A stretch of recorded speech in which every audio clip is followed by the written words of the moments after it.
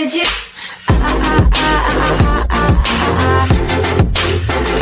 Anything you want. XRP is not a security and the SEC will recognize it, says Ripple's chief market strategist. Corey Johnson, the chief market strategist for Ripple, recently appeared on an interview to speak about regulations in the cryptocurrency space. Moreover, he also spoke about the status of XRP as a security in the eyes of the United States Securities and Exchanges Commission (SEC).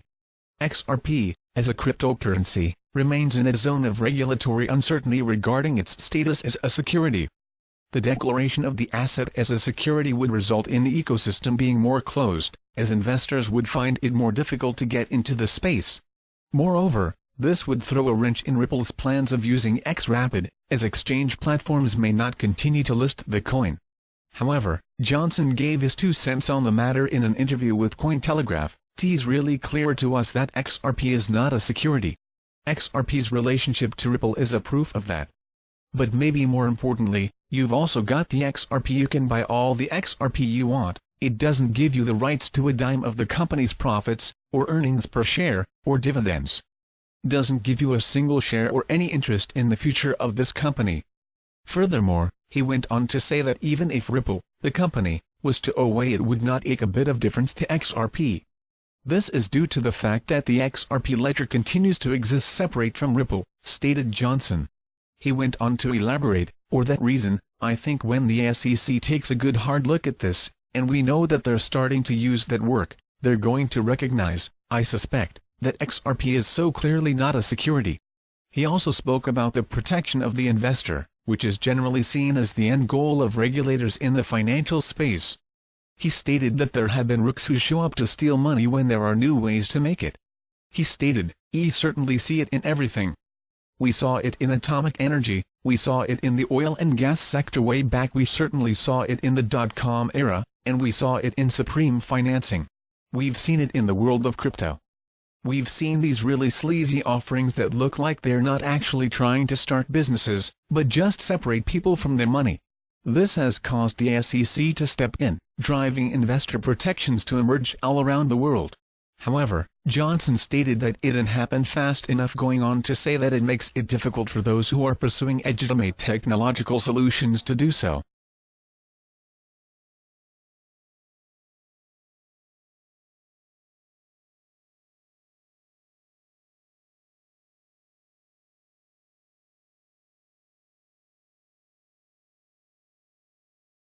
Ripple's XRP will continue to expand, even as SEC stays silent. Ripple's XR followers and fans have been complaining for quite some time about XRP's absence from Coinbase listings. The most common explanation for this, which is hypothetical, is that the security lawsuits that are pending over Ripple are scaring Coinbase from including the cryptocurrency in its platform. It's all a problem of perception, because only the SEC can decide whether if XRP is a security or not. No court decision can settle that question. The SEC has remained silent about Ripple so far, but it's already ruled that neither Ethereum nor Bitcoin can be considered securities, because of the high degree of decentralization they have, so there is no need to regulate them. This sets a precedent for Ripple's XRP as well, and helps understand why Ethereum Classic and Bitcoin Cash were listed by Coinbase. Just a couple of weeks ago, Coinbase announced that its intention to explore the possibilities to list 5 new digital assets in its platform: Zcash, ZK, Stellar, XLM, Cardano, ADA, OX, ZRX, and Basic Attention Token, BAT. Is that because they don't have any pending lawsuits? But a more important question is if these lawsuits and the SEC decision can really hamper XRP's development throughout the world, which is, let's not forget, much bigger than the US, especially when it comes to cryptocurrencies. The answer is short, sweet, and simple: number. First of all, while Ripple Labs is still based in San Francisco, its activities, partners, and token hodlers and users have not centered in the United States anymore. Just to cite one example, let's talk about SBI Ripple. This is a company co-founded by Ripple Labs and Japan's SBI Bank. It's based in Japan, and it's instrumental in SBI's brand new virtual currencies exchange platform which is built around the XRP coin. SBI's CEO is very enthusiastic about this project and keeps insisting that this will be the world's most important exchange of its kind once it's working at full steam. The Californian company is also opening offices in several places around the world, Mumbai, for instance, so if anything hits the fan, they could just pack their bags, leave San Francisco, and head to one of their multiple offices scattered around the planet and keep working from there.